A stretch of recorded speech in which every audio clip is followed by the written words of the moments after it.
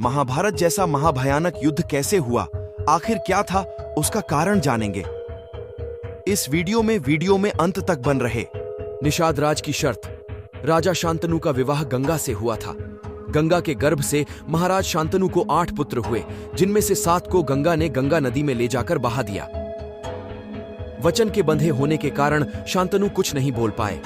जब गंगा का 8वां पुत्र हुआ और वह उसे भी नदी में बहाने के लिए ले जाने लगी, तो राजा शांतनु से रहा नहीं गया और उन्होंने इस कार्य को करने से गंगा को रोक दिया। गंगा ने कहा, राजन, आपने अपनी प्रतिज्ञा भंग कर दी है, इसलिए अब मैं आपके पास नहीं रह सकती।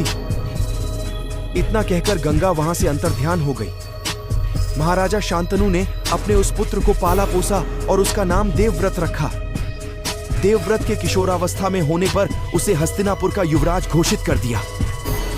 यही देवव्रत आगे चलकर भीष्म कहलाए। शांतनु यमुना के तट पर घूम रहे थे कि उन्हें नदी में नाव चलाते हुए एक सुंदर कन्या नजर आई। शांतनु उस कन्या पर मुग्ध हो गए। महाराजा ने उसके पास जाकर उससे पूछा, हे देवी, तुम कौन हो? उसने कहा, महाराजा, मेरा नाम सत्यवती है और मैं निषाद कन्या हूं। महाराज उसके रूप यौवन पर रींझकर उसके पिता दाशराज के पास पहुंचे और सत्यवती के साथ अपने विवाह का प्रस्ताव किया।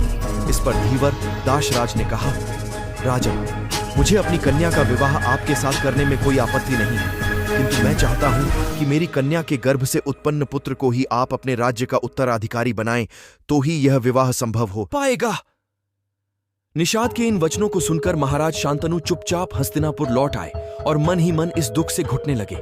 उन महाराज की इस दशा को देखकर देवव्रत को चिंता हुई। जब उन्हें मंत्रियों द्वारा पिता की इस प्रकार की दशा होने का कारण पता चला, तो वे निषाद के घर जा पहुंचे और उन्होंने निषाद से कहा, हे निषाद, आप सहर्ष अपनी पुत्री सत्यवती का विवाह मेरे पिता शांतनु के साथ कर दें। मैं आपको वचन देता हूं कि आपकी पुत्री के गर्भ से जो बालक जन्म लेगा वही राज्य का उत्तराधिकारी होगा। कालांतर में मेरी कोई संतान आपकी पुत्री के संतान का अधिकार छीन न पाए। इस कारण से मैं प्रतिज्ञा करता हूं कि मैं आजन्म अविवाहित रहूंगा। उनकी इस प्रतिज्ञा को सुनकर निषाद ने हाथ जोड़कर कहा, हे देवव्रत, आपकी यह प्रतिज्ञा अभूतपूर्व है। इतना कहकर निषाद ने तत्काल अपनी पुत्री सत्यवती को देवव्रत तथा उनके मंत्रियों के साथ हस्तिनापुर भेज दिया।